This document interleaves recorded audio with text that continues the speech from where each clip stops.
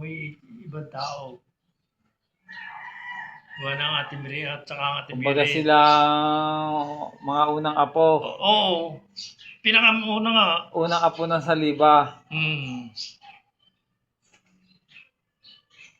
O ay ang Ate Miri pinakamatandang apo eh. Kaya kilalang kilala ang Kinilala magaling ang kanyang mamay, ang kanyang tatay. Oy, akala ko ba yung maliit pa si Leo eh, nawala na. Maliit pa, yung ina. Nung nawala. Oo. Kaya nga Ate Miri ang parang kinilalang ano eh. Pinakatsahin nila eh. May isip na ng mga panahon yon. Oo. Ay, malaki na Ate Miri eh.